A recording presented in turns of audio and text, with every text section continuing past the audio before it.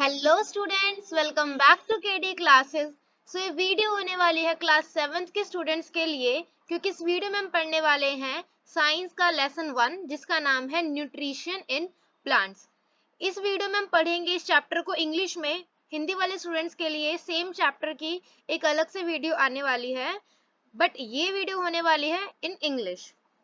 सो हम चैप्टर को स्टार्ट करते हैं। सबसे पहले हमें देखने की नीड है कि हमारे चैप्टर का नाम क्या है। हमारे चैप्टर का नेम है न्यूट्रिशन इन प्लांट्स। न्यूट्रिशन का मतलब होता है एक एनर्जी या फिर अपनी बॉडी के लिए जो हम एलिमेंट्स, जो हम एनर्जी लेते हैं for the growth, for the maintenance of the body, वो प्लांट्स कैसे लेते हैं। हम प्लांट्स का इस चैप्टर में पढ़ने वाले हैं कि प्लांट्स अपनी बॉडी में न्यूट्रिशन कहाँ से लेते हैं और कैसे अपनी ग्रोथ एंड मेंटेनेंस करते हैं।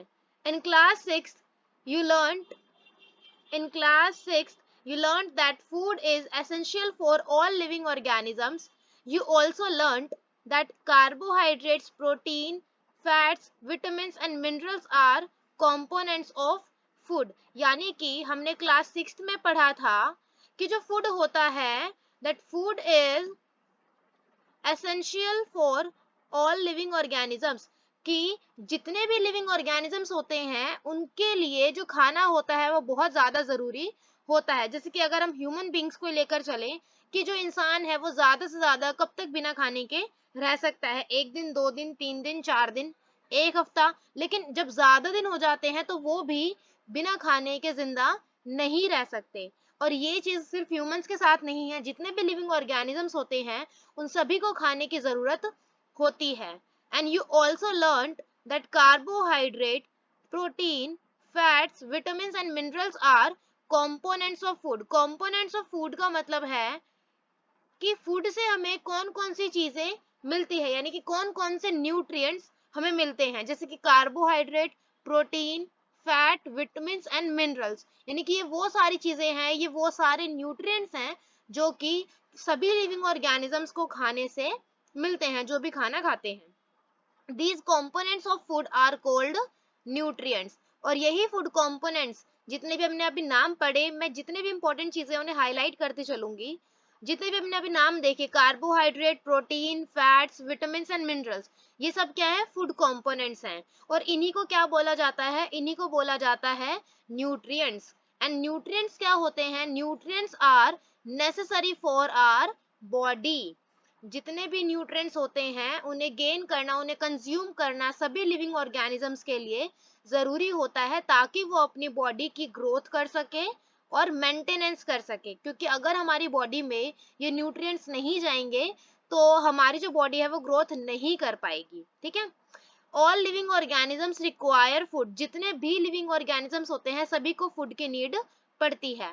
Plants can synthesise food for themselves but animals including human cannot। यानी कि यहाँ से हमें क्या पता लगता है कि जो प्लांट्स होते हैं वो अपना खाना खुद बना सकते हैं, लेकिन ह्यूमंस नहीं बना सकते। अब आप ये मत सोचिएगा कि जो ह्यूमंस होते हैं, जो इंसान होते हैं, वो अपने घर में सब्जी वगैरह लाकर खाना तो खुद ही बनाते हैं, ऐसा नहीं है। वो जो सब्जी हम जो मार्केट से लेकर आते हैं वो सब्जी क्या हमने खुद बनाई होती है, हम सिर्फ उसे उगाते हैं। उगाने के बाद जो उसकी ग्रोथ का काम होता है सारा वो कौन कर रहे होते हैं, प्लांट्स खुद ही कर रहे होते हैं। यानी कि अगर प्लांट्स खुद में ग्रोथ ना करें, खुद अपने आप को डेवलप ना करें, तो क्या हमें वेजिटेबल्स एंड फ्रूट्स मिलेंगे, नहीं मिलेंगे। इसलिए बोला जाता है कि जो प्लांट्स होते हैं वो अपना खाना खुद बनाते हैं, क्योंकि हम इंसान जाकर उन्हें खाना नहीं देते कि ये लो खाना खा लो। वो प्लांट्स जो होते हैं वो अपना खाना खुद बनाते हैं और खुद ही खाते हैं। लेकिन एनिमल्स हो गए या फिर ह्यूमंस हो गए, ये अपना खाना खुद नहीं बनाते। They get it from plants और एनिमल्स दैट ईट प्लांट्स। जो ह्यूमंस होते हैं और जो एनिमल्स होते हैं, अगर ये अपना खाना खुद नहीं बनाते तो फिर ये अपना खाना लाते कहाँ से है। They get it from plants और एनिमल्स दैट ईट प्लांट्स। यानी कि हम अपना खाना कहाँ से लाते हैं, हम अपने खाने के लिए डिपेंड होते हैं या तो प्लांट्स पर या फिर एनिमल्स पर, या फिर उन एनिमल्स पर मीन्स जो कि खुद क्या करते हैं, प्लांट्स को खाते हैं। ठीक है। जैसे वेजिटेरियन लोग प्लांट्स पर टोटली डिपेंड करते हैं, एंड नॉन वेजिटेरियन लोग क्या होते हैं, वो प्लांट्स पर और एनिमल्स पर, दोनों पर डिपेंड होते हैं अपने खाने के लिए। Thus humans and animals are directly और indirectly dependent on plants। यानी कि इससे ये कहा जा सकता है कि जो ह्यूमंस होते हैं और जो एनिमल्स होते हैं, चाहे हम डायरेक्टली देख लें चाहे इनडायरेक्टली देखें, वो किसी ना किसी वे में किस पर डिपेंड करते हैं, प्लांट्स के ऊपर डिपेंड करते हैं। अब नेक्स्ट है 1.1 जिसमें हम पढ़ेंगे mode of nutrition in plants. Mode का मतलब होता है तरीके, यानी कि जो प्लांट्स होते हैं, हमने अभी पहले चैप्टर का नाम मैंने बता दिया, न्यूट्रिशन इन प्लांट्स, यानी कि हम एनिमल्स एंड ह्यूमन बींग्स के बारे में सेकंड चैप्टर में पढ़ेंगे, लेकिन इस चैप्टर में हम पढ़ने वाले हैं प्लांट्स के बारे में, कि प्लांट्स अपना खाना किस तरीके से खाते हैं, किस तरीके से बनाते हैं। तो वही हमारे यहाँ पर फर्स्ट टॉपिक स्टार्ट होता है, mode of nutrition in plants, कि प्लांट्स का न्यूट्रिशन पाने का कितने तरीके होते हैं, कितने मोड होते हैं। Plants are the only organism that can prepare food for themselves by using water, carbon dioxide and minerals। यानी कि ये तो हमने जान लिया that plants are the only organism that can prepare food for themselves। लेकिन ये खाना खुद अपना बनाते तो हैं, लेकिन किस किस चीज की मदद से बनाते हैं। जैसे हम अपने खाने में स्पाइसेस डालते हैं, पानी डालते हैं, हमें उसमें बर्न करने के लिए उसको गैस की नीड पड़ती है, वेजिटेबल्स की नीड पड़ती है जो बनाते हैं। ऐसे ही करके जो प्लांट्स होते हैं उनको अपना खाना बनाने के लिए किन किन रॉ मटेरियल्स की नीड पड़ती है। तो बेसिकली 3 रॉ मटेरियल्स होते हैं, water, carbon dioxide and minerals. The raw materials are present in their surroundings. अब ये जो रॉ मटेरियल्स इनको चाहिए होते हैं, ये रॉ मटेरियल्स को कहाँ से मिलते हैं, ये इन्हें मिलते हैं इनके ही सराउंडिंग में से, यानी कि इनके आसपास की जगहों पर से ही इनको मिलते हैं इनके रॉ मटेरियल्स, फिर जिनका इस्तेमाल करके ये अपना खाना बनाते हैं। The nutrients enable living organisms The nutrients enable living organisms to build their bodies, to grow, to repair damaged parts of their bodies and provide the energy to carry out life processes। यानी कि अब जो nutrients होते हैं, चाहे वो plant को चाहिए हो, चाहे वो किसी ह्यूमन को चाहिए हो, या फिर वो एनिमल्स को चाहिए हो, लेकिन न्यूट्रिएंट्स की नीड हमें क्यों पड़ती है, चाहे प्लांट्स हो चाहे हमें न्यूट्रिएंट्स की नीड पड़ती है for their to build their bodies, to grow and to repair damaged parts of their body। यानी कि ताकि हम अपनी बॉडी को ग्रो कर सके, अपनी बॉडी को बिल्ड कर सके, और अगर हमारी बॉडी में कोई पार्ट डैमेज हो जाता है, जैसे कि हमें अगर चोट लग जाती है या फिर कुछ भी हो जाता है, गिर जाते हैं, चोट लग जाती है, तो उस टाइम पर क्या हो जाता है, हमारे उस बॉडी पार्ट की जो सेल्स होती हैं वो डैमेज हो जाती हैं, फिर जिनको दोबारा से रिपेयर करने के लिए हमें किसकी नीड पड़ती है, इन्हीं न्यूट्रिएंट्स की नीड पड़ती है। Nutrition is the mode of taking food by an organism and its utilization by the body। देखिए nutrients and nutrition में एक बहुत ही छोटा सा फर्क है। न्यूट्रिएंट्स वो होते हैं जो कि हमें अपनी बॉडी की ग्रोथ के लिए जरूरी होते हैं, वो तो हो गए न्यूट्रिएंट्स जो कि होते हैं फूड कंपोनेंट्स, जैसे कि protein, fats, vitamins and minerals. लेकिन न्यूट्रिशन क्या है, nutrition is the process, nutrition उस प्रोसेस को बोला जाता है of taking food by an organism and its utilization by the body। कि मैंने जैसे कि खाना खाया तो मेरे को उस खाने से जितने भी न्यूट्रिएंट्स थे वो मिल गए, और न्यूट्रिएंट्स जो मैंने अपनी बॉडी में लिए, फिर उन्हीं न्यूट्रिएंट्स का मैं अपनी बॉडी में क्या कर रही हूँ, यूज कर रही हूँ, यानी कि मैं उनका यूज करके अपनी बॉडी बिल्ड कर रही हूँ, अपनी बॉडी को ग्रो करा रही हूँ, और अगर कोई डैमेज सेल है तो मैं उसको रिपेयर कर रही हूँ। तो इस पूरे प्रोसेस को बोला जाता है न्यूट्रिशन। ठीक है, यानी कि सिर्फ न्यूट्रिएंट्स ले लेने से, खाना खा लेने से ही काम नहीं चलता। खाना खाने के बाद जो न्यूट्रिएंट्स मिले होते हैं हमें उसका भी यूज करना होता है, और उसके यूटिलाइजेशन जब हम कर लेते हैं अपनी बॉडी के अंदर, तो इस पूरे मोड को बोला जाता है न्यूट्रिशन। आई होप आपको समझ आ रहा होगा। The mode of nutrition in which organisms make food themselves from simple substances is called autotrophic। यानी कि एक ऐसा मोड जिसमें कोई भी ऑर्गेनिज्म अपने खुद के लिए खाना बनाता है, तो उस मोड को बोला जाता है autotrophic.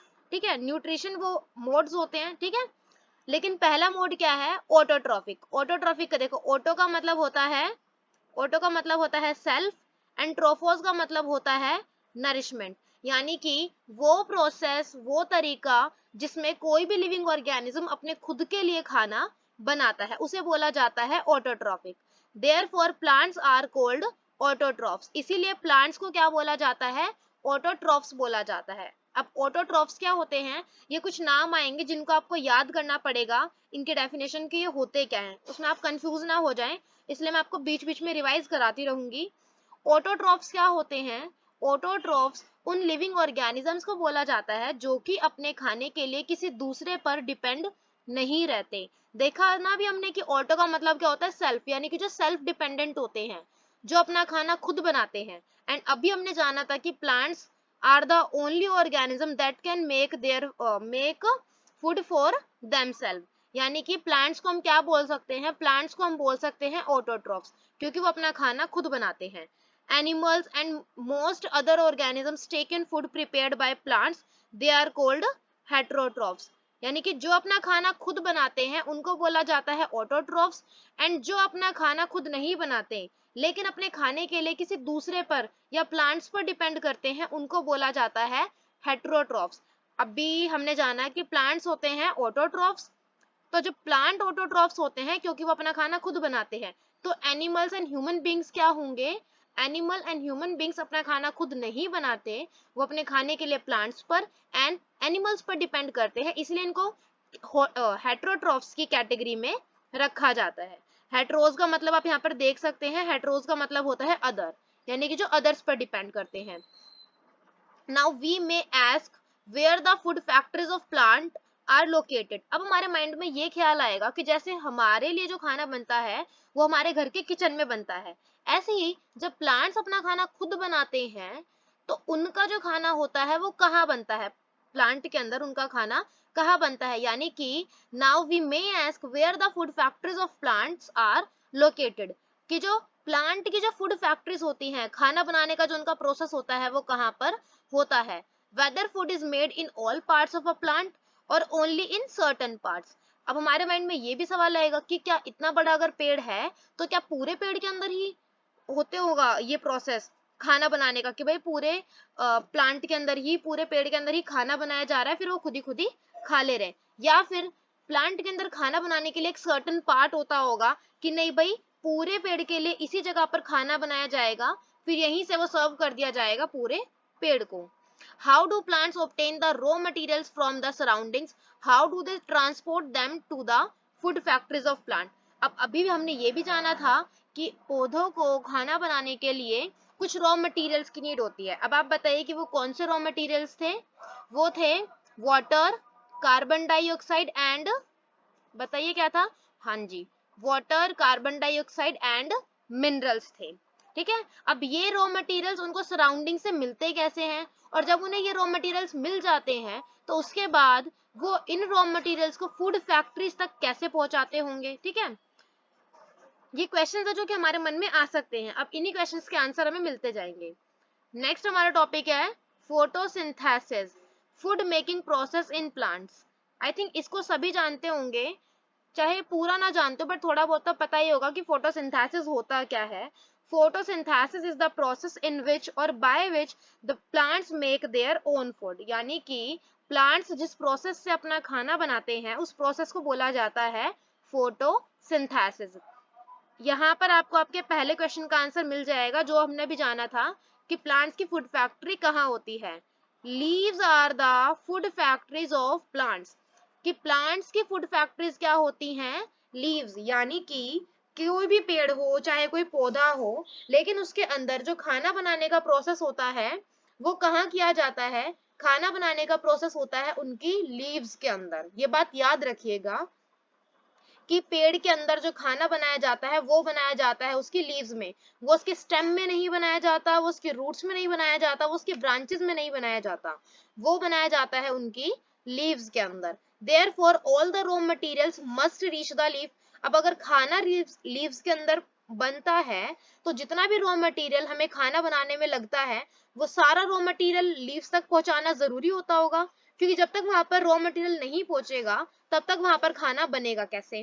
Water and minerals present in the soil are absorbed by the roots and transported to the leaves. अभी हमने जाना था कि तीन रॉ मटेरियल्स होते हैं जिनकी नीड पड़ती है फोटोसिंथेसिस के प्रोसेस में, यानी कि खाना बनाने के प्रोसेस में। Water, minerals and carbon dioxide. तो वाटर एंड जो मिनरल्स होते हैं वो होते हैं सॉइल के अंदर, यानी कि जिस मिट्टी के ऊपर पेड़ को उगाया जाता है उसी मिट्टी के अंदर, जैसे हम पौधों में पानी डालते हैं ना, तो हम डालते हैं ना उसकी मिट्टी में, उसकी जड़ों में पानी डालते हैं, तो वो पानी उसकी जड़ों के पास जो मिट्टी होती है उस मिट्टी के अंदर होता है। और जैसे हम खाद डालते हैं, फर्टिलाइजर्स डालते हैं, तो वो भी हम मिट्टी के अंदर ही डालते हैं। तो इससे हम क्या कह सकते हैं कि जो मिट्टी होती है उससे हमें क्या मिलता है, वाटर मिलता है और मिनरल्स मिलते हैं। अब मिट्टी के अंदर जितने भी मिनरल्स हैं और जितना भी वाटर है, उसे जो प्लांट की या पेड़ की जो रूट्स होती हैं वो एब्जॉर्ब कर लेती हैं, और एब्जॉर्ब करने के बाद वो कहाँ पहुंचा देती हैं, वो से पहुंचा देती हैं टू द लीव्स। ठीक है, आपको ये समझ आया कि जो वाटर है, जो मिनरल्स है, वो पाया जाता है सॉइल के अंदर। अब सॉइल जो मिट्टी है, मिट्टी के अंदर ही होती है जड़ें, जड़ें क्या करती है, उसे एब्जॉर्ब कर लेती हैं और फिर कहाँ भेज देती हैं, लीव्स के पास भेज देती हैं। And carbon dioxide from air is taken in. And जो कार्बन डाइऑक्साइड है वो तो हमारी एटमॉस्फेयर में पाई जाती है, एयर के अंदर ही पाई जाती है। तो कार्बन डाइऑक्साइड को जो प्लांट्स है वो एयर से ही ले लेते हैं। Through the tiny pores present on the surface of leaves, these pores are surrounded by guard cells. Such pores are called stomata. अब ये बहुत एक important सी चीज है कि स्टोमेटा क्या होता है। अभी हमने जाना कि जो प्लांट्स होते हैं वो कार्बन डाइऑक्साइड को किससे लेते हैं, एयर से लेते हैं। अब जो ये जो एयर के थ्रू जो कार्बन डाइऑक्साइड होती है वो लीव्स के अंदर आती कैसे है। लीव्स के ऊपर छोटे छोटे टाइनी पोर्स होते हैं, छोटे छोटे छेद होते हैं, छोटे छोटे छिद्र होते हैं, जो कि क्या होते हैं, जो कि कहलाते हैं स्टोमेटा। उसे क्या कहा जाता है, उसे कहा जाता है स्टोमेटा। यानी कि लीव्स के ऊपर जो टाइनी पोर्स होते हैं उन्हें कहा जाता है स्टोमेटा। एंड जो स्टोमेटा होते हैं वो गार्ड सेल्स से कवर होते हैं, यानी कि उनके सराउंडेड किससे होते हैं, वो गार्ड सेल से। जो गार्ड सेल्स होती हैं वो क्या करती हैं, जब भी हमें कार्बन, हमें नहीं मतलब कि प्लांट्स को जब भी कार्बन डाइऑक्साइड इनटेक करनी होती है तो ये गार्ड सेल्स ओपन हो जाती हैं और कार्बन डाइऑक्साइड को अंदर ले लिया जाता है। और जब कार्बन डाइऑक्साइड अंदर चली जाती है तो ये गार्ड सेल्स बंद हो जाती हैं। अब ऐसे ही करके जब इन्हें कोई एक्स्ट्रा चीज बाहर फेंकनी होती है तो ये क्या करते हैं, गार्ड सेल्स ओपन हो जाती हैं और फिर ये बाहर चली जाती है वो जो एक्स्ट्रा चीज है, फिर ये गार्ड सेल्स दोबारा बंद हो जाती है। समझ आया। तो स्टोमेटा का काम क्या होता है, स्टोमेटा का काम यही होता है कि ये क्या करता है, जब भी लीव्स के अंदर हमें कार्बन डाइऑक्साइड पहुंचानी होती है और जब वाटर पहुंचाना होता है, सॉरी सनलाइट पहुंचानी होती है, तो ये गार्ड सेल्स को ओपन कर लेता है। और जब गार्ड सेल्स ओपन होती हैं तब सनलाइट अंदर जाती है और कार्बन डाइऑक्साइड अंदर जाती है, और जब अंदर वो चली जाती है तो ये वापस से बंद हो जाती है। स्टोमेटा बहुत मेन रोल प्ले करता है फोटोसिंथेसिस के प्रोसेस में। एक बार हम यहाँ देखते हैं, ये जो सेल्स का जो ये सेक्शन बना रखा है, you have seen that buildings are made of bricks. देखा होगा कि जितनी भी बिल्डिंग्स होती हैं, जो घर होते हैं, वो किससे बने होते हैं, वो ब्रिक्स यानी कि वो ईंटों से बने होते हैं। Similarly the bodies of living organisms are made of tiny units called cells. ऐसे ही करके जो जितने भी लिविंग ऑर्गेनिजम्स होते हैं उनकी बॉडी भी किससे बनी होती है, सेल्स से। यानी कि हम कह सकते हैं that cells are the smallest unit of the body of living organisms. कि जैसे एक मकान को, एक इमारत को बनाने में ईंटों का इस्तेमाल किया जाता है, वैसे ही किसी भी लिविंग ऑर्गेनिज्म की बॉडी को बनाने के लिए सेल्स का इस्तेमाल किया जाता है। Cells can be seen only under the microscope. Cells का जो साइज होता है वो इतना ज्यादा छोटा होता है कि हम उन्हें नेक्ड आइज से नहीं देख सकते। नेक्ड आइज मतलब हम उन्हें बिना माइक्रोस्कोप के नहीं देख सकते। और अगर हम सेल्स को देखना चाहते हैं तो हमें किसकी नीड पड़ेगी, हमें पड़ेगी नीड माइक्रोस्कोप की। Some organisms are made of only one cell. कई ऐसे ऑर्गेनिजम्स होते हैं जो कि सिर्फ एक ही सेल से बने होते हैं, यानी कि वो सिंगल सेल से बने होते हैं। The cell is enclosed by a thin outer boundary. अब आप ये देखिए, आपको यहाँ पर सेल का फिगर दिखाया गया है, ये सेल है। सेल के आप देखिए, ये जो आपको इसकी बाउंड्रीज दिख रही होंगी, जो कि ये ब्राउन कलर की आउटलाइन हो रखी है, क्या बोला जाता है कि the cell is enclosed by a thin outer boundary. कि जो सेल्स होती हैं वो एक थिन आउटर बाउंड्री से कवर होती है, यानी कि जो इनकी बाउंड्री होती है वो क्या होती है, थिन होती है। जिसे बोला जाता है सेल मेम्ब्रेन। क्या बोला जाता है? Cell membrane. यानी कि सेल की ये जो ब्राउन कलर की बाउंड्रीज दिख रही है थिक एकदम, इसे क्या बोला जाता है? इसे बोला जाता है cell membrane. Most cells have a distinct centrally located spherical structure called the nucleus। अब देखिए, अब सेल्स के अंदर ये जो आपको सेंटर में दिख रहे हैं ना छोटे छोटे गोले, इनको बोला जाता है न्यूक्लियस। क्या बोला जाता है? Nucleus. The nucleus is surrounded by a jelly like substance called cytoplasm. अब जो न्यूक्लियस होता है वो भी एक बाउंड्री से कवर होता है, और न्यूक्लियस की बाउंड्री को बोला जाता है साइटोप्लाज्म। ठीक है, ये देखिए, ये पूरी एक सेल है, सेल की ये थिन पतली सी बाउंड्री है जिसे बोला जाता है सेल मेम्ब्रेन। सेल, अब ये सेल के अंदर छोटा सा जो आपको गोला दिख रहा है, इसे बोला जाता है न्यूक्लियस। और न्यूक्लियस के ये इधर पूरे सेल में जो जेली सी भरी हुई है ना, ये जेली टाइप जो भरा हुआ है इसके अंदर, इसे बोला जाता है साइटोप्लाज्म। ठीक है, इसे बोला जाता है साइटोप्लाज्म। आई होप आपको समझ आया होगा। वाटर एंड मिनरल्स, अब हम यहाँ से पढ़ना स्टार्ट करते हैं। Water and minerals are transported to the leaves by the vessels which run like pipes throughout the root.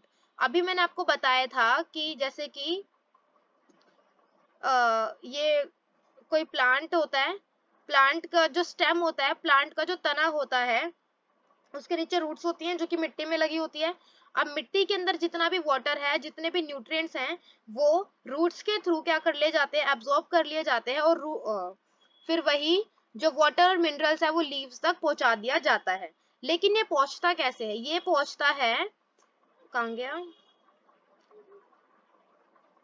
ये पहुंचता है वेसल्स के थ्रू। ये पहुंचता है वेसल्स के थ्रू। वेसल्स एक पाइप लाइक स्ट्रक्चर होता है। किसकी तरह स्ट्रक्चर होता है? पाइप के जैसे। जैसे पाइप्स होते हैं ना, पाइपलाइन वाले पाइप्स होते हैं, वैसे ही करके आप थोड़ा समझ सकते हैं कि हमारा जो प्लांट होता है उसके स्टेम में, उसके तने में ऐसे ही करके लंबे लंबे पाइप जैसे स्ट्रक्चर होते हैं जिसे बोला जाता है वेसल्स। और इन वेसल्स के थ्रू ही जो रूट्स हैं वो वाटर को एंड मिनरल्स को ट्रांसपोर्ट कराती हैं लीव्स तक। ठीक है, the branches and the leaves, they form a continuous path or passage for the nutrients to reach the leaf। ये एक तरीके से रास्ता बना देते हैं, पाथ बना देते हैं कि मिट्टी से वाटर एंड मिनरल्स को एब्जॉर्ब करेंगी रूट्स। रूट्स जो हैं फिर वेसल्स तक पहुंचा देंगी किसको? वाटर को एंड मिनरल्स को। फिर वेसल्स जो हैं वो रूट से डायरेक्ट कनेक्ट करती हैं लीव्स में। फिर जो वेसल्स हैं वो वाटर एंड मिनरल्स को लीव्स तक पहुंचा देती हैं। You will learn more about transport of materials in plants in chapter 7। Chapter 7 जब आएगा तब पढ़ेंगे ज्यादा इसके बारे में। The leaves have a green pigment, ये भी बहुत ज्यादा इंपॉर्टेंट है कि क्लोरोफिल क्या होता है। प्लांट पर जो पत्ते होते हैं और पत्तों के ऊपर, अब पत्ते ग्रीन कलर के क्यों होते हैं? Because of the green pigment cold chlorophyll. यानी कि प्लांट के जो लीव्स होते हैं उनके ऊपर क्या पाया जाता है? उनके ऊपर पाया जाता है क्लोरोफिल। क्या पाया जाता है? क्लोरोफिल। क्लोरोफिल क्या होता है? क्लोरोफिल एक ग्रीन कलर की पिगमेंटेशन होती है। क्लोरोफिल क्या होती है? एक ग्रीन कलर की पिगमेंटेशन, जिसकी वजह से जो प्लांट के जो लीव्स होते हैं वो भी ग्रीन कलर के ही दिखाई देते हैं। अब क्लोरोफिल अगर वहां पर होता है तो उसको कुछ ना कुछ फायदा तो होता ही होगा। It helps leaves to capture the energy, एक second, it helps leaves to capture the energy to the sunlight। This energy is used to synthesize यानी कि prepare food from carbon dioxide and water। अब जो chlorophyll होता है, chlorophyll का काम होता है सनलाइट को एब्जॉर्ब करना। क्लोरोफिल का काम क्या होता है? सनलाइट को एब्जॉर्ब करना। क्योंकि जो फोटोसिंथेसिस का प्रोसेस होता है उसमें सनलाइट भी एक बहुत मेजर रोल प्ले करती है। बिना सनलाइट के फोटोसिंथेसिस का प्रोसेस नहीं हो सकता। समझ आया आप लोगों को? यानी कि क्लोरोफिल भी क्या होता है? बहुत ज्यादा जरूरी होता है। क्लोरोफिल क्या होता है? ग्रीन कलर का पिगमेंटेशन होता है, ग्रीन कलर होता है जो कि प्लांट की लीव्स के ऊपर पाया जाता है। और क्लोरोफिल ही हेल्प करता है एनर्जी को, कौन सी एनर्जी को? सोलर एनर्जी को, यानी कि सनलाइट को एब्जॉर्ब करने में, और फिर उसी सनलाइट का इस्तेमाल किया जाता है खाना बनाने में। ठीक है, किसके साथ साथ? उसको मिक्स करके कार्बन डाइऑक्साइड एंड वाटर के साथ। Since the synthesis of food occurs in the presence of sunlight, it is called photosynthesis. Synthesis का मतलब होता है prepare करना, ठीक है, एंड इस पूरे प्रोसेस को क्या बोला जाता है? फोटोसिंथेसिस। क्यों बोला जाता है फोटोसिंथेसिस? क्योंकि इस पूरे प्रोसेस में सनलाइट बहुत ज्यादा मेजर रोल प्ले करती है, और जो प्रोसेस होता है ये without presence of sunlight possible नहीं है, इसीलिए इस प्रोसेस को बोला जाता है फोटोसिंथेसिस। क्योंकि फोटो का मतलब होता है लाइट एंड सिंथेसिस का मतलब होता है टू कंबाइन और prepare. So we find that chlorophyll, sunlight, carbon dioxide and water are necessary to carry out process of photosynthesis। यानी कि ये सारे वो रॉ मटेरियल्स हैं जो कि फोटोसिंथेसिस के प्रोसेस के लिए जरूरी है। It is a unique process on the earth, ये पूरी अर्थ के ऊपर सबसे ज्यादा यूनिक प्रोसेस है। The solar energy is captured by the leaves and stored in the plant in the form of food. Thus, sun is the ultimate source of energy for all living organism। ये तो सबको ही पता है कि sun is the ultimate source of energy, यानी कि अगर हमें सोलर एनर्जी चाहिए हो, किसी भी लिविंग ऑर्गेनिज्म को अगर सोलर एनर्जी चाहिए हो, तो उसके लिए सबसे ज्यादा अल्टीमेट सोर्स क्या है? वो है sun. Can you imagine life on earth in the absence of photosynthesis? क्या आप अपनी लाइफ को इमेजिन कर सकते हैं अर्थ के ऊपर without the presence of photosynthesis?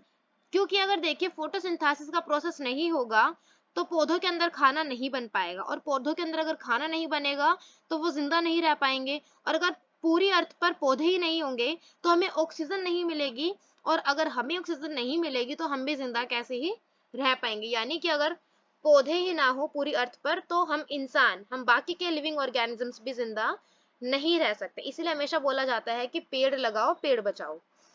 In the absence of photosynthesis there would not be any food, क्योंकि वहां पर खाना भी नहीं होगा। ऑक्सीजन तो देखिए चलो बाद की बात है, वहां पर खाना भी नहीं होगा। The survival of almost all living organisms directly और indirectly depends upon the food made by the plants, क्योंकि हम जो ह्यूमंस है वो डायरेक्टली और इनडायरेक्टली प्लांट फूड पर या फिर प्लांट्स पर ही डिपेंड करते हैं। बिसाइड्स ऑक्सीजन विच इज, इसके साथ साथ oxygen which is essential for the survival of all organisms is produced during photosynthesis। यानी कि ऑक्सीजन जो कि सभी लिविंग ऑर्गेनिजम्स के लिए इतनी ज्यादा जरूरी होती है, वो भी हमें कब मिलती है? फोटोसिंथेसिस के प्रोसेस के थ्रू ही मिलती है।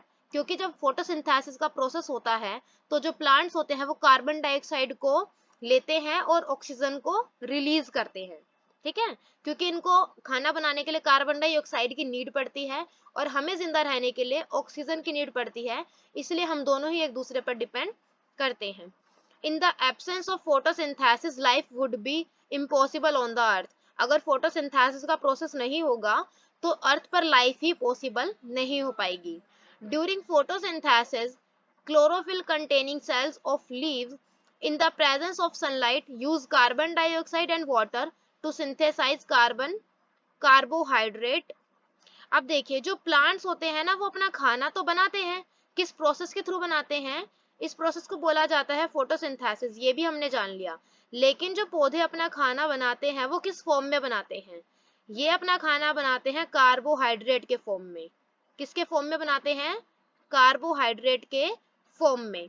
और इसी प्रोसेस को हम ना एक, आप ये देखिए अब इसके थ्रू भी, ये बहुत इंपॉर्टेंट है, हम इसे एक इस इक्वेशन के थ्रू भी समझ सकते हैं। देखिए कार्बन डाइऑक्साइड प्लस में वाटर, यानी कि फोटोसिंथेसिस के प्रोसेस के लिए क्या जरूरी होता है? कार्बन डाइऑक्साइड चाहिए होती है और वाटर चाहिए होता है, यानी कि इन दो का इस्तेमाल किया जाता है। एरो के इधर वो सारे रॉ मटेरियल्स आते हैं जिनका इस्तेमाल किया जाता है, और एरो के ऊपर एंड एरो के नीचे वो चीजें लिखी जाती हैं जिनके प्रेजेंस में ये प्रोसेस होता है। तो कार्बन डाइऑक्साइड एंड वाटर तो रॉ मटेरियल है, लेकिन ये जो प्रोसेस होता है वो किनके प्रेजेंस में होता है? ये होता है सनलाइट एंड क्लोरोफिल की प्रेजेंस में, क्योंकि अगर क्लोरोफिल नहीं होगा तो ये सनलाइट को एब्जॉर्ब नहीं कर पाएगा, और अगर ये सनलाइट को एब्जॉर्ब नहीं कर पाएगा तो सनलाइट मिलेगी नहीं प्लांट को, और सनलाइट नहीं मिलेगी तो प्लांट अपना खाना नहीं बना पाएंगे। इसीलिए प्लांट में क्लोरोफिल होना बहुत जरूरी होता है। और आउटपुट एरो किस तरफ आता है? आउटपुट या फिर रिजल्ट, यानी कि इतना प्रोसेस होने के बाद जो फोटोसिंथेसिस का प्रोसेस होता है हमें उसमें क्या मिलता है? हमें उसमें मिलता है कार्बोहाइड्रेट प्लस में ऑक्सीजन। ऑक्सीजन का इस्तेमाल जो ये जो प्लांट्स होते हैं इन ऑक्सीजन की नीड नहीं होती, तो ये ऑक्सीजन को एटमॉस्फेयर में ही क्या कर देते हैं, रिलीज कर देते हैं, और फिर उसी ऑक्सीजन को हम लोग यूज कर लेते हैं, हम ह्यूमन बींग्स। एंड जो कार्बोहाइड्रेट होता है, कार्बोहाइड्रेट ही वो खाना होता है जो कि ये पौधे बनाते हैं फोटोसिंथेसिस के प्रोसेस में, ये कार्बोहाइड्रेट की फॉर्म में अपने खाने को बनाते हैं। एंड कार्बोहाइड्रेट को फिर ये अपना भाई जो भी सारे जो प्लांट्स का जो पार्ट्स होते हैं उनमें फिर पहुंचा देते हैं। ठीक है, ये देखिए यहाँ भी आपको स्टोमेटा का फिगर दिखाया गया है कि ये देखिए ये स्टोमेटा की ओपनिंग है, ये जो आपको दिखाई दे रहा होगा ना, ये जिसे मैं येलो कलर कर रही हूँ, ये है स्टोमेटा। हाँ, ये है पूरा स्टोमेटा। एंड ये जो येलो कलर जो मैंने किया है इसे बोला जाता है गार्ड सेल्स। क्या बोला जाता है, गार्ड सेल्स। अभी बताया था ना कि बिल्कुल आगे की तरफ इसकी ओपनिंग होती है, कि यहीं से ये ओपन होता है और यहीं से ये क्लोज होता है। तो गार्ड सेल्स जो बिल्कुल आगे आपको दिखाई दे रही है जिसपे डॉट डॉट भी है, एंड जो इसके बीच में आपको दिखाई दे रहा है वो है स्टोमेटा ओपनिंग, यानी कि यहाँ से गार्ड सेल्स जब हटती हैं तो यहीं से स्टोमेटा की ओपनिंग होती है। और ये आपको दिखाया गया है कि लीव्स पर कहाँ दिखाई देते हैं, लीव्स पर, पूरे लीव्स पर स्टोमेटा होते हैं छोटे छोटे पोर्स में। ठीक है, और ये देखिए ये पूरा एक सेक्शन ऑफ अ लीफ दिखाया गया है जिसके अंदर आप देख सकते हैं कि ये ग्रीन कलर की जो आपको पिगमेंटेशन दिखाई दे रही है ये होती है क्लोरोफिल, एंड ये है गार्ड सेल्स, और गार्ड सेल्स के अंदर ही क्या होते हैं, स्टोमेटा। देखिए, during the process oxygen is released, यानी कि फोटोसिंथेसिस के प्रोसेस में जो ऑक्सीजन है वो रिलीज की जाती है। The presence of starch in leaves indicates the occurrence of photosynthesis. Starch is also a carbohydrate, यानी कि प्लांट की जो वो होती है लीव्स, उनके ऊपर ना स्टार्च प्रेजेंट होता है। क्या प्रेजेंट होता है, स्टार्च। एंड जो स्टार्च होता है ये एक टाइप का कार्बोहाइड्रेट होता है। क्या होता है, एक टाइप का कार्बोहाइड्रेट। अब प्लांट की लीव्स के ऊपर अगर हमें स्टार्च दिखाई देता है तो इससे हमें क्या पता लगता है कि हाँ भाई इस प्लांट के अंदर फोटोसिंथेसिस का प्रोसेस होता है, इससे हमें ये पता लगता है, क्योंकि वो अपना खाना कार्बोहाइड्रेट के रूप में ही बनाते हैं। और जब उन्हें कार्बोहाइड्रेट वहां पर पत्तियों पर हमें स्टार्च लगा दिखता है तो इसका मतलब ये होता है कि हाँ ये जो पौधे हैं वो अपना खाना बनाते हैं। अब अलग अलग प्लांट्स के अंदर का जो स्टार्च होता है वो प्रेजेंट हो भी सकता है और नहीं भी हो सकता, क्योंकि जरूरी नहीं कि सारे ही जो प्लांट्स हैं वो फोटोसिंथेसिस का प्रोसेस करते हो। जिन्हें रॉ मटेरियल्स मिल जाते हैं, पूरा एनवायरनमेंट मिल जाता है, वो अपना फोटोसिंथेसिस का प्रोसेस कर लेते हैं, खाना बना लेते हैं और हेल्दी रहते हैं। लेकिन जिन्हें रॉ मटेरियल्स नहीं मिलते, सनलाइट नहीं मिलती, वाटर नहीं मिलता, वो लोग अपना खाना थोड़ा मुश्किल से बना पाते हैं, फिर नहीं भी बना पाते। तो अब अगर हमें जानना हो कि हम स्टार्च किस प्लांट में कितना है या फिर है भी या नहीं भी, तो उसके लिए हम क्या कर सकते हैं, हम एक आयोडीन टेस्ट करते हैं। क्या करते हैं, आयोडीन टेस्ट। आयोडीन टेस्ट से पता लगाया जा सकता है कि किस प्लांट की लीव में स्टार्च है और किस में नहीं है। जिसमें स्टार्च है उसमें मतलब उसके अंदर फोटोसिंथेसिस का प्रोसेस होता है, और जिसमें स्टार्च नहीं है मतलब उसमें फोटोसिंथेसिस का प्रोसेस नहीं होता। Perform iodine test with the leaves of both the plants as you did in class 6. Record your results. Now leave the pot which has, दो pots लीजिए, उन दोनों पर क्या कर दीजिए, आयोडीन की कुछ ड्रॉप्स डाल दीजिए। And then now leave the pot which was earlier kept in the dark. अभी आपने क्या करा, पहले इसको आपने and now leave the pot which was earlier kept in the dark. जो पौधा पहले आपने डार्क अंधेरे में रख रखा था, अब आप उसे क्या करिए, अब आप उसे रख दीजिए in the sunlight for 3-4 days। अब आप उसे 3-4 दिन के लिए सनलाइट में रख दीजिए and perform the iodine test again. और जब उस पर पहले आयोडीन टेस्ट करा था तो उस पर आपको स्टार्च देखने को नहीं मिला होगा, लेकिन अब जब उस पौधे को दोबारा 3-4 दिन के लिए अब हमने रोशनी में रखा है तो अब दोबारा इस पर आप आयोडीन टेस्ट करके देखिए, तब आपको क्या मिलेगा। Now record your observation in your test book. The leaves other than green। अब आपको देखने को मिलेगा कि उस प्लांट की लीव्स पर आपको स्टार्च दिखेगा। क्यों दिखेगा, क्योंकि पहले उस पौधे को रख रखा था अंधेरे में, जिस वजह से आपको उसमें स्टार्च नहीं मिला, क्योंकि उसके अंदर फोटोसिंथेसिस का प्रोसेस नहीं हो पाया था। लेकिन अब जब आपने उसे सनलाइट में रख दिया है तो उसके अंदर फोटोसिंथेसिस का प्रोसेस हो पा रहा है, इसलिए उस पर आपको स्टार्च दिखाई देगा। The leaves other than green also have chlorophyll, यानी कि जरूरी नहीं कि ग्रीन कलर की जो आपको प्रॉपर लीव्स दिखाई देंगी उन्हीं के अंदर क्लोरोफिल होता है। The large amount of red, अगर किसी पत्ते में आपको रेड कलर ज्यादा दिखाई दे रहा है, इसको मार्क कर लीजिए। The large amount of red, brown and other pigments mask the green colour, यानी कि इसके अलावा भी बहुत से कलर होते हैं, जिसकी ब्राउन हो गया, रेड हो गया डार्क कलर का, तो ये भी क्या दिखाते हैं, ये भी बताते हैं कि उस पौधे के अंदर क्लोरोफिल है, and that plant also can do the process of photosynthesis and can make their food. You often see slimy green patches in ponds or stagnant water bodies. These are generally formed by the growth of organisms called algae. आपने कई बार देखा होगा green colour के patches देखे होंगे और stagnant water bodies देखी होंगी आपने, एल्गे जिसे कि क्या बोला जाता है, एल्गे बोला जाता है कई टाइप्स में. Can you guess the algae are green in, why algae are green in colour, कि क्या अभी आप कभी आपने सोचा है कि जो एल्गे होता है वो ग्रीन कलर का क्यों होता है? They contain chlorophyll which gives them the green colour. जो एल्गे होता है उसके अंदर भी क्लोरोफिल होता है, जिसकी वजह से उसके अंदर भी ग्रीन पिगमेंटेशन आ जाती है. एंड अगर उसके अंदर क्लोरोफिल है, इट मीन्स वो भी अपना खाना बना सकता है एंड वो भी फोटोसिंथेसिस का प्रोसेस करता है. एल्गे याद रखिएगा, algae also can prepare their own food by photosynthesis.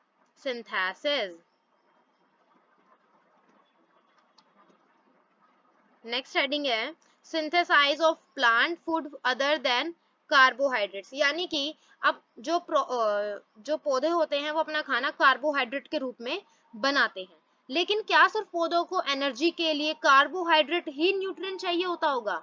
इसके अलावा उन्हें कोई न्यूट्रिएंट नहीं चाहिए? अब हमें ये जानना है. You have just learn that plant synthesize carbohydrates through the process of photosynthesis, यानी कि जो पौधे होते हैं वो फोटोसिंथेसिस के प्रोसेस के थ्रू क्या करते हैं, कार्बोहाइड्रेट को बनाते हैं, प्रोड्यूस करते हैं. The carbohydrates are made of carbon, ये अंडरलाइन कर लीजिए, carbohydrates are made of carbon, hydrogen and oxygen. जो कार्बोहाइड्रेट होता है वो तीन चीजों से मिलकर बना होता है. कार्बोहाइड्रेट बना होता है कार्बन से, हाइड्रोजन से एंड ऑक्सीजन से. ये तीन चीजें मिलकर क्या बनाती हैं, कार्बोहाइड्रेट बनाती हैं. These are used to synthesize other components. अब कार्बोहाइड्रेट के ही ये जो कंपोनेंट्स है तीन, कार्बन, हाइड्रोजन एंड ऑक्सीजन, अब इन तीनों का यूज करके ये प्लांट्स क्या करते हैं, अदर न्यूट्रिएंट्स भी या फिर अदर कंपोनेंट्स ऑफ फूड्स भी बना लेते हैं. कैसे बनाते हैं वो देखते हैं. These are used to synthesize other components of food such as proteins and fats. यानी कि प्लांट्स को कार्बोहाइड्रेट के अलावा प्रोटीन एंड फैट की भी नीड पड़ती है. और वो प्रोटीन एंड फैट्स कैसे बनाते हैं? But proteins are nitrogenous substance which contain nitrogen. जो प्रोटीन होता है वो एक नाइट्रोजीनियस सब्सटेंस होता है, जिसको बनाने के लिए हमें नाइट्रोजन की भी नीड पड़ती है, लेकिन प्लांट्स के पास तो नाइट्रोजन होती ही नहीं है. तो अब ये नाइट्रोजन लेते कैसे हैं? अब देखिए, पौधों के लिए नाइट्रोजन लेना क्यों जरूरी है? क्योंकि पौधे क्या सिर्फ कार्बोहाइड्रेट को खाकर अपनी पूरी तरीके से ग्रोथ कर सकते हैं 100%? तो इसका जवाब होगा नहीं. अब आप खुद सोचिए कि अगर हम ह्यूमन बींग्स हमेशा प्रोटीन खाएं, या हमेशा सिर्फ फैट खाएं, या हमेशा हम सिर्फ विटामिन ही कंज्यूम करें, तो क्या हमारी बॉडी ग्रोथ कर पाएगी? नहीं कर पाएगी. क्लास 6 में भी हमने ये पढ़ा था कि जो हमें किसी भी लिविंग ऑर्गेनिज्म को एक बैलेंस्ड डाइट की नीड पड़ती है. किसकी नीड पड़ती है? बैलेंस्ड डाइट की, जिसके अंदर सभी न्यूट्रिएंट्स का होना वो भी इक्वल रेशियो में, या फिर जितना रेशियो आपको नीड हो उतना रेशियो में होना जरूरी है. तो ऐसे ही पौधे भी सिर्फ कार्बोहाइड्रेट को खाकर अपना ग्रोथ नहीं कर सकते. इसलिए ये क्या करते हैं, पौधे कार्बन का इस्तेमाल करते हैं, हाइड्रोजन का इस्तेमाल करते हैं और ऑक्सीजन का इस्तेमाल करते हैं. इनको ही अलग अलग रेशियो में वो मिला जुला कर प्रोटीन एंड फैट्स को बनाने की कोशिश करते हैं, और फिर उन प्रोटीन एंड फैट्स को ले लेते हैं. लेकिन जो प्रोटीन होता है, अभी मैंने बताया कि एक नाइट्रोजीनियस सब्सटेंस है, इसको बनाने के लिए नाइट्रोजन की नीड पड़ती है, और नाइट्रोजन तो इनके पास होती नहीं है, तो अब इन्हें नाइट्रोजन बाहर से लेनी पड़ती है. रिकॉल दैट नाइट्रोजन इज, अब ये तो सबको ही पता है, that nitrogen is present in abundance. Abundance का मतलब बहुत ज्यादा मात्रा में. अबेंडेंस इन द एयर, जो नाइट्रोजन है वो एयर के अंदर बहुत ज्यादा मात्रा में पाई जाती है. However plants can not absorb nitrogen in this form. लेकिन एक प्रॉब्लम है कि जो प्लांट्स हैं वो नाइट्रोजन को गैसियस फॉर्म में एब्सॉर्ब नहीं कर सकते, टेक नहीं कर सकते. Soil has certain, अब इसका भी एक solution है, that soil has certain bacteria that convert gaseous nitrogen into a usable form and release it into the soil. अब जो मिट्टी होती है, मिट्टी के अंदर से हम कौन कौन से रॉ मटेरियल लेते हैं बताइए? मिट्टी के अंदर से हम लेते हैं वाटर एंड मिनरल्स। लेकिन अब यहाँ पर हमको देखिए तीसरी चीज और पता लगती है, जो मिट्टी होती है उसके अंदर एक बैक्टीरिया पाया जाता है जिसका नाम मैं आपको अभी नहीं बताऊंगी, उसका नाम इस चैप्टर के एंड में बता रखा है, वो आपको तब पता लग जाएगा, ठीक है। तो उस बैक्टीरिया के पास ये पावर होती है कि वो ना गैसियस नाइट्रोजन को यूजेबल नाइट्रोजन में कन्वर्ट कर सकता है, ठीक है। तो सॉइल क्या करती है, जो सॉइल होती है वो एयर में से नाइट्रोजन को ले लेती है, एब्जॉर्ब कर लेती है, और फिर ये जो बैक्टीरिया होता है ये गैसियस नाइट्रोजन को यूजेबल नाइट्रोजन में कन्वर्ट कर देता है, और फिर इस नाइट्रोजन को भी वेसल्स के थ्रू लीव्स तक पहुंचा दिया जाता है, ठीक है। These are absorbed by the plants along water. जब water and minerals absorb करे जाते हैं, roots जब करती है water and minerals को absorb, तभी यही वाला usable form वाला नाइट्रोजन भी absorb कर लेती है, ठीक है। और फिर बाद में इस नाइट्रोजन का इस्तेमाल कर कर जो प्लांट्स हैं वो क्या करते हैं, प्रोटीन को बना लेते हैं। Also you might have seen farmers adding fertilizers rich in nitrogen. अब इस बैक्टीरिया के अलावा भी नाइट्रोजन किस फॉर्म में ली जा सकती है, जो फर्टिलाइजर्स होते हैं, क्या होते हैं, फर्टिलाइजर्स। जो फार्मर्स होते हैं वो अपने फील्ड्स के अंदर क्या डालते हैं, फर्टिलाइजर्स को डालते हैं, जो कि किसके अंदर रिच होते हैं, रिच होते हैं वो नाइट्रोजन के अंदर, यानी कि इस फॉर्म में भी नाइट्रोजन को उसके अंदर डाल दिया जाता है, फिर वो सॉइल के अंदर चली जाती है, फिर जब रूट्स मिनरल्स एंड वाटर्स को एब्जॉर्ब करती है तो उसी के साथ साथ वो इस यूजेबल नाइट्रोजन को भी एब्जॉर्ब कर लेती है और लीव्स तक पहुंचा देती है। Plants can then synthesize proteins and vitamins, और इसके बाद जो प्लांट्स हैं वो प्रोटीन्स विटामिन्स को क्या कर सकते हैं, सिंथेसाइज यानी कि प्रिपेयर कर सकते हैं। अब ये तो हो गया एक मोड जो कि हमने पढ़ा प्लांट्स वाला। अब हम पढ़ते हैं other modes of nutrition in plants, यानी कि इसके अलावा और कौन कौन से मोड्स ऑफ न्यूट्रिशन हैं जो कि प्लांट्स करते हैं। There are some plants which do not have chlorophyll, यानी कि अभी तक तो हमने पढ़ा फोटोसिंथेसिस के बारे में, जो कि क्या ऑटोट्रॉफ्स होते हैं प्लांट्स, जिनके अंदर क्या होता है, क्लोरोफिल पाया जाता है, फिर वो सराउंडिंग से कुछ रॉ मटेरियल्स को लेते हैं, फिर सनलाइट की प्रेजेंस में वो क्या करते हैं, फोटोसिंथेसिस के थ्रू अपना खाना कार्बोहाइड्रेट बना लेते हैं। लेकिन अब ऐसे पौधे जिनके अंदर क्लोरोफिल नहीं होता, तो क्या वो भूखे रहते होंगे? नहीं, क्योंकि जिन प्लांट्स के अंदर क्लोरोफिल नहीं होता वो किसी ना किसी दूसरे वे में, किसी दूसरे मोड के थ्रू क्या करते हैं, खाना अपना ले लेते हैं। वो कैसे, अब उनके बारे में जानेंगे। They can not synthesize food, वो जो है अपना खाना खुद नहीं बना सकते, because they do not have chlorophyll. How do they survive and from where do they derive nutrition, यानी कि ऐसे प्लांट्स जिनके पास क्लोरोफिल नहीं है, जो अपना खाना खुद नहीं बना सकते, वो सरवाइव कैसे करते हैं, वो जिंदा कैसे रहते हैं, या फिर उन्हें न्यूट्रिएंट्स कहाँ से मिलते हैं। Like humans and animals, such plants depend on the food produced by other plants. अब जैसे कि हम ह्यूमंस को, एनिमल्स को ही ले लें, जो कि अपना खाना खुद नहीं बनाते, जो कि डायरेक्टली और इनडायरेक्टली डिपेंड करते हैं प्लांट्स पर और प्लांट फूड्स पर। दे यूज द हेट्रोट्रॉफिक मोड, यानी कि ऐसा मोड, ऐसा तरीका जो कि खुद खाना ना बनाए और दूसरों पर या प्लांट्स पर डिपेंड करें फॉर आर न्यूट्रिशन, उसे बोला जाता है हेट्रोट्रॉफिक मोड। क्या बोला जाता है, heterotrophic mode. Do you see a yellow wiry branched structure twining around the stem and branches of a tree, this is a plant called cuscuta, जिसे कि अमरबेल भी कहा जाता है। आपने देखा होगा कि कई ऐसे बड़े बड़े प्लांट्स होते हैं, कई बड़े बड़े ऐसे पेड़ होते हैं जिनके ऊपर आपको रस्सी टाइप में कुछ बेल लटकती हुई दिखाई देंगी। वो जो बेल उसके ऊपर लटकती हैं वो पूरे पेड़ पर फैली होती हैं, और वो जो बेल होती हैं उनको ही बोला जाता है अमरबेल या फिर कसकटा। क्या बोला जाता है, अमरबेल या फिर कसकटा, ठीक है।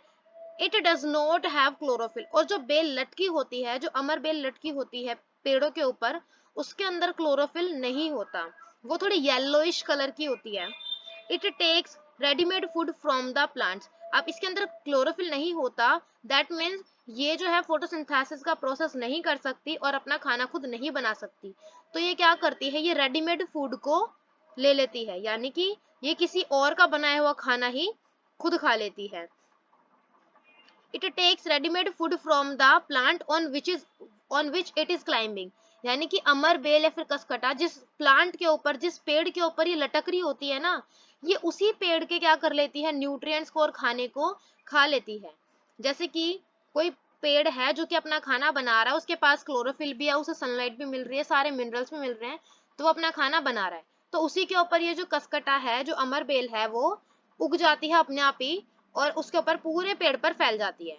फिर ये क्या करती है, जब वो पेड़ अपना खाना बना लेता है तो ये उसके खाने को ही चुरा लेती है और खा लेती है। which it is climbs is called the host।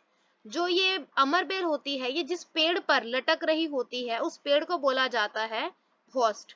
क्या बोला जाता है, host। since it deprives the host of valuable nutrients, cuscuta is called parasite. यानी कि अब जो कसकटा है वो होस्ट के, यानी कि जिस पेड़ पर वो लटकी हुई है, उस पेड़ के सारे इंपॉर्टेंट न्यूट्रिएंट्स को क्या कर रही है, खा रही है, इसीलिए इसे बोला जाता है पैरासाइट। क्या बोला जाता है, पैरासाइट।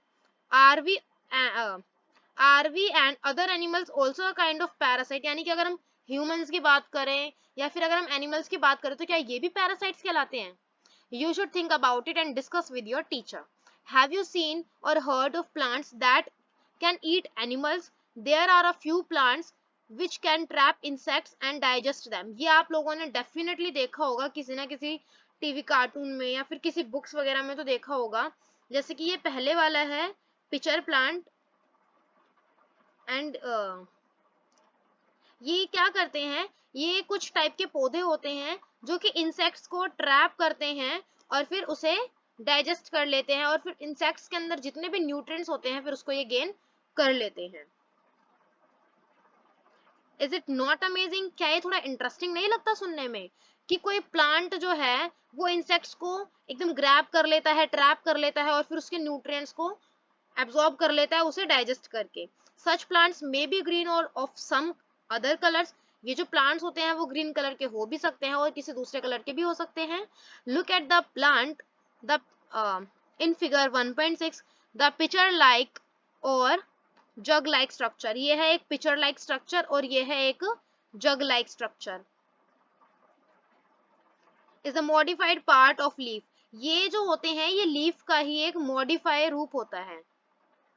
देखिए ये पूरा पिचर प्लांट है और ये आपको इसके पास ही लटकते हुए जग दिख रहे होंगे ना, ये इस जग को पूरा बड़ा करके दिखा रखा है कि ये देखिए ये पूरा है पिचर प्लांट, ये इसकी लीव्स जा रही हैं और इसके लीव्स पर ही ये जग टाइप स्ट्रक्चर आपको देखने को मिलेगा। ये जो जग होते हैं ना, इनकी ऐसे करके ऊपर से एक लिड होती है, एक ढक्कन टाइप में होता है। जब भी कोई इंसेक्ट इस पर आकर बैठता है ये अपनी लिड को बंद कर लेता है और इसके अंदर डाउनवर्ड्स हेयर्स होते हैं। इसके जग के अंदर क्या होते हैं, डाउनवर्ड्स हेयर होते हैं जिनके अंदर फिर जो इंसेक्ट्स होते हैं वो ट्रैप हो जाते हैं और इसके अंदर एक जूस पाया जाता है। इस जग के अंदर ही एक जूस पाया जाता है जो कि फिर क्या कर देता है, उन इंसेक्ट्स को डाइजेस्ट कर लेता है और उसके न्यूट्रिएंट्स को ये ले लेता है। The apex of the leaf forms a lid which can open and close the mouth of the pitcher। अब ये पिचर की एक माउथ की तरह है ये लिड जो कि इसे ओपन और क्लोज कर सकता है। Inside the pitcher there are hair which are directed downwards। इसके अंदर हेयर होते हैं जो कि डाउनवर्ड्स होते हैं। When an insect lands on the pitcher, जैसे ही कोई जो इंसेक्ट है वो पिचर के ऊपर बैठता है, the lid closes and the trapped insects get entangled into the hair। अब जैसे कोई इंसेक्ट इसके ऊपर बैठता है ये अपनी लिड को बंद कर लेता है, वो इंसेक्ट अंदर गिर जाता है और इसके हेयर्स के अंदर ही क्या हो जाता है, ट्रैप हो जाता है। The lid closes and the insect is trapped. The insect is digested by the digestive juice. बताया था ना मैंने आपको, इसके अंदर क्या पाया जाता है, एक जूस पाया जाता है जो कि फिर उस इंसेक्ट को क्या कर देता है, डाइजेस्ट कर देता है in the picture and its nutrients are absorbed. और फिर उसके न्यूट्रिएंट्स को एब्सॉर्ब कर लिया जाता है। Such insect eating plants are called insectivorous। यानी कि इंसेक्ट खाने वाले प्लांट्स को बोला जाता है इंसेक्टिवोरस। जो अपना खाना खुद बनाते हैं उन्हें बोला जाता है ऑटोट्रॉफ्स। जो अपने खाने के लिए दूसरों पर डिपेंड करते हैं जैसे कि ह्यूमंस जो कि उनके वेजिटेबल्स एंड फ्रूट्स को खाते हैं उन्हें बोला जाता है हेट्रोट्रॉफ्स। तीसरे हैं पैरासाइट। पैरासाइट वो जो कि मैंने अभी आपको कसकटा अमर बेल वाला बताया था, ये देखिए इसकी पिक्चर, येलो लाइक ऐसे लगेगा जैसे जाल पड़ा हुआ है, रस्सी पड़ी हुई है, लेकिन ये अमर बेल होती है, येलो कलर में होती है, जो कि क्या करती है, इसके अंदर क्लोरोफिल नहीं होता, इसलिए जिस पेड़ पर ये पड़ी होती है उसे बोला जाता है होस्ट, और ये होस्ट के सारे न्यूट्रिएंट्स को और खाने को इससे छीन के खा लेती है, इसलिए इसको बोला जाता है पैरासाइट। और दूसरे होते हैं ये पिचर प्लांट, जिन्हें की बोला जाता है इंसेक्टिवोरस, क्योंकि ये इंसेक्ट्स को ट्रैप करके इनके न्यूट्रिएंट्स को खा लेते हैं। उसके बाद आते हैं सेप्रोट्रॉफ्स। इसके बाद क्या आते हैं, saprotrophs. You might have seen packets of mushrooms sold in the vegetable, आपने कई बार मशरूम्स को देखा होगा वेजिटेबल मार्केट के अंदर बिकते हुए। You may have also seen fluffy umbrella like patches growing in moist soils और on rotting wood during the rainy season, यानी कि मशरूम्स को या फिर मशरूम की जो शेप होती है वो कैसी होती है, अम्ब्रेला लाइक उनकी स्ट्रक्चर होता है, शेप होती है, जो कि कब उगती है, ये उगते हैं रेनी सीजन में। कब उगते हैं, रेनी सीजन में, क्योंकि जो मशरूम होता है उसको उगने के लिए I think 30 to 40 degree Celsius चाहिए होता है तापमान, टेम्परेचर, जो कि नॉर्मली ऐसे नहीं हो पाता, क्योंकि बारिश के मौसम में या फिर पहाड़ों पर जहां पर मौसम ठंडा रहता हो वहां पर ये 20 से 30 degree Celsius, sorry for that.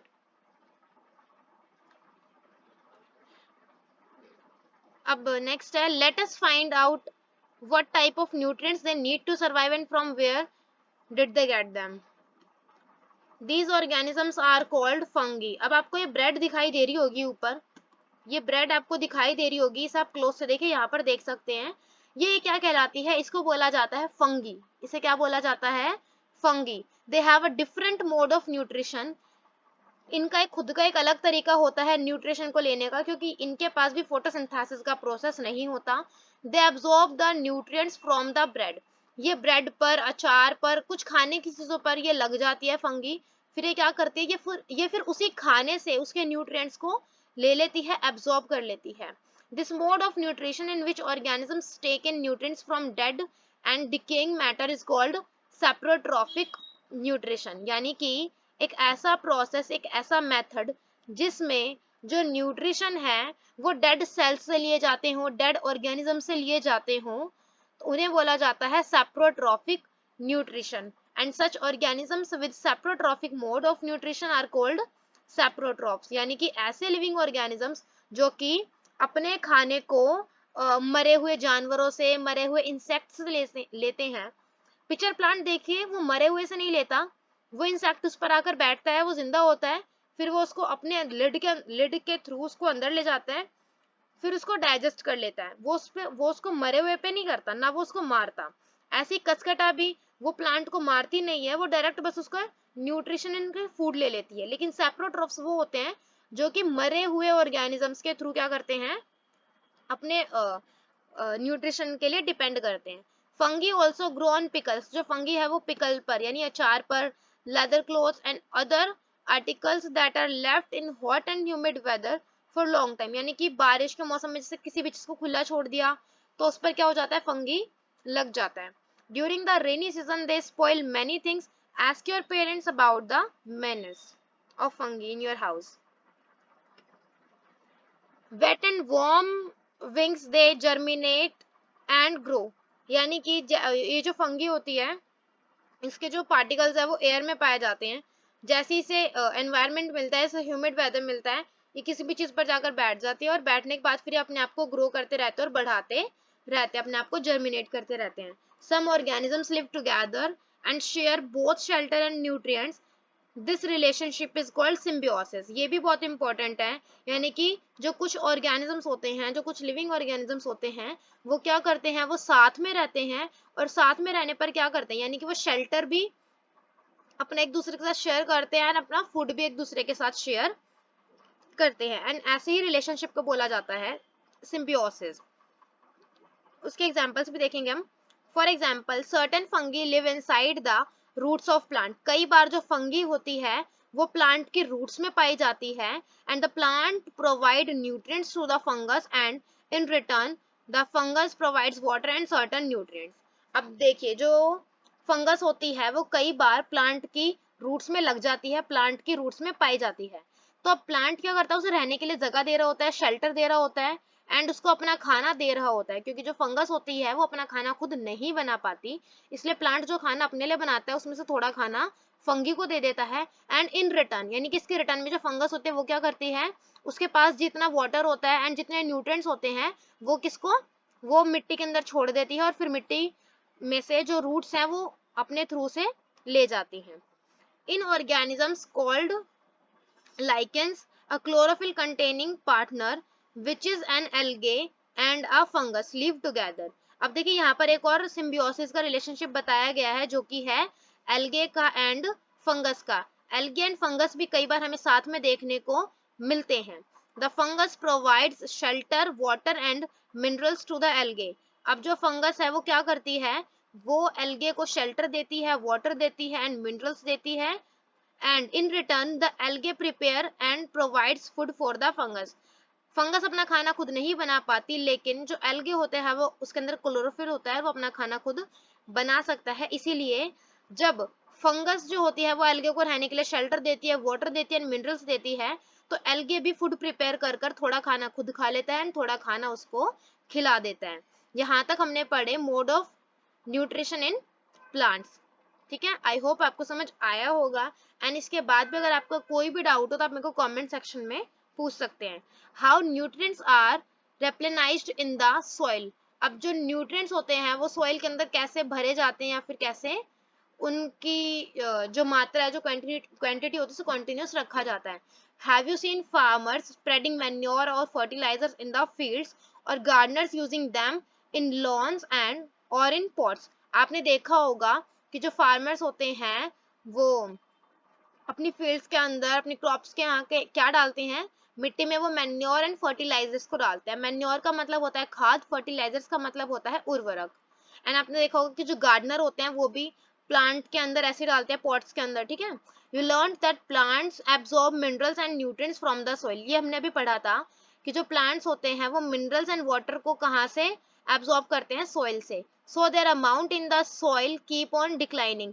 अब जब हर प्लांट सॉइल में से वाटर को, मिनरल्स को लेता रहेगा, तो क्या प्लांट के अंदर पानी एंड मिनरल्स की कमी नहीं पड़ेगी। जब भी तुम देखा होगा ना, गर्मियों में दिन में 2-2 टाइम पानी डालते हैं प्लांट्स के अंदर, सर्दियों में डेली पानी डालते हैं, क्योंकि अगर हम आज पानी डाल के 1 महीने बाद पानी डालेंगे तो उनकी पानी की जो वो पूर्ति है वो हो ही नहीं पाएगी। तो इसलिए सॉइल के अंदर रेगुलर बेसिस पर मिनरल्स डालते रहना, वाटर को डालते रहना बहुत ज्यादा जरूरी होता है। Fertilizers and Fertilizers and manures contain nutrients such as nitrogen, potassium, phosphorus, etc.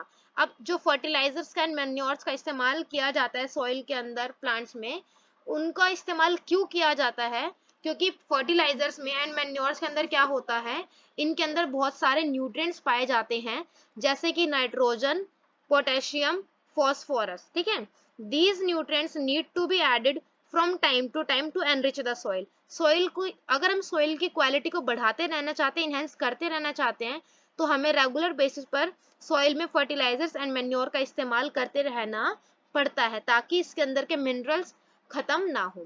We can grow plants and keep them healthy if we can fulfil the nutrient requirement of plant. अगर हम चाहते हैं कि हमारे प्लांट, हमारी फसल बहुत ज्यादा हेल्दी हो, बहुत अच्छी हो, तो उसके लिए हमें प्लांट्स की जो न्यूट्रिएंट रिक्वायरमेंट होती है उसे पूरा करना पड़ता है।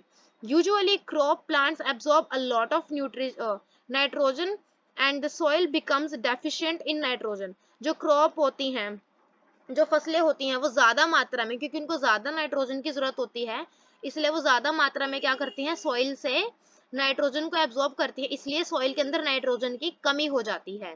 वी लर्नड दैट दो nitrogen gas is available in plenty in the air. अभी हमने जाना था कि जो नाइट्रोजन होती है वो ज्यादा, बहुत ज्यादा मात्रा में एयर के अंदर पाई जाती है, but plant can not use it in the manner they can use carbon dioxide. यानी कि जो प्लांट है वो कार्बन डाइऑक्साइड को डायरेक्ट गैसेस फॉर्म में कंज्यूम कर सकते हैं, लेकिन वो नाइट्रोजन को डायरेक्ट गैसेस फॉर्म में कंज्यूम नहीं कर सकते। They need nitrogen in a soluble form. उनको नाइट्रोजन का सोल्यूबल फॉर्म या फिर इजी फॉर्म चाहिए होता है। द बैक्टीरियम कॉल्ड राइजोबियम, मैंने आपको कहा था ना कि आपको चैप्टर के लास्ट में उस बैक्टीरिया का नाम पता लगेगा कि वो कौन सा बैक्टीरिया है जो कि नाइट्रोजन को गैसियस फॉर्म से सॉल्यूबल फॉर्म में कन्वर्ट करता है, यूजेबल फॉर्म में कन्वर्ट करता है, तो उसका नाम है rhizobium. And the rhizobium can take atmospheric nitrogen and convert it into a usable form. Rhizobium क्या कर सकता है, ये गैसियस नाइट्रोजन को यूजेबल नाइट्रोजन में कन्वर्ट कर सकता है। ये पाया जाता है सॉइल में, ठीक है। But rhizobium can not make its own food, लेकिन जो राइजोबियम है वो अपना खुद का खाना नहीं बना सकता। So it often lives in the roots of gram, peas, moong, beans and other legumes and provides them with nitrogen। अब जो राइजोबियम होता है इसीलिए वो प्लांट की रूट्स में पाया जाता है, और ये क्या करता है, ये प्लांट्स को यूजेबल नाइट्रोजन देता है, और इसके रिटर्न में plants provide food and shelter to the bacteria. और इसके रिटर्न में जो प्लांट्स हैं वो राइजोबियम को रहने के लिए शेल्टर देते हैं और खाने के लिए खाना देते हैं। दे दस हैव अ सिम्बियोटिक रिलेशनशिप। तो अगर देखा जाए तो एक तरीके से राइजोबियम एंड प्लांट्स के बीच में भी सिम्बियोटिक रिलेशनशिप होता है, क्योंकि ये एक दूसरे को क्या कर रहे होते हैं, डिपेंड कर रहे होते हैं ये एक दूसरे के ऊपर। This association is of great significance for the farmers. और इन दोनों का ये जो रिलेशनशिप होता है फार्मर्स के लिए बहुत अच्छा होता है। They can reduce the use of nitrogenous fertilisers where leguminous plants are grown. Most of the pulses यानी कि दाल्स आर ऑब्टेन्ड फ्रॉम, यानी कि हाँ, ये जो ज्यादातर जो दालें होती हैं वो ऐसी प्लांट्स में पाई जाती हैं जिनके अंदर राइजोबियम होता है। In this chapter, oh sorry, in this chapter you learned that most of the plants are autotrophs, only a few plants are parasitic or saprotrophic, they derive nutrition from other organisms, all animals are categorized as heterotrophs since they depend on plants and other animals for food। can we say that the insectivorous plants are partial heterotrophs, क्योंकि वो भी अपने खाने के लिए दूसरों पर ही depend करते हैं। So this was your chapter, यही आपका चैप्टर ये कंप्लीट होता है। एंड ये रहे आपके कीवर्ड्स जो कि बहुत ज्यादा जरूरी होते हैं। आप इन चैप्टर में मैंने जो अंडरलाइन कराया है आपको उन सभी अंडरलाइन नोट्स के अंदर इन सारे कीवर्ड्स का आंसर मिल जाएगा। So thank you so much for watching. Hope you like the video and please subscribe the channel to get more videos। अगर आपको मेरी वीडियो थोड़ी भी हेल्पफुल लगी हो या फिर थोड़ी भी अच्छी लगी हो तो प्लीज इस चैनल को सब्सक्राइब कीजिएगा एंड वीडियो को लाइक कीजिएगा। Till then, bye bye।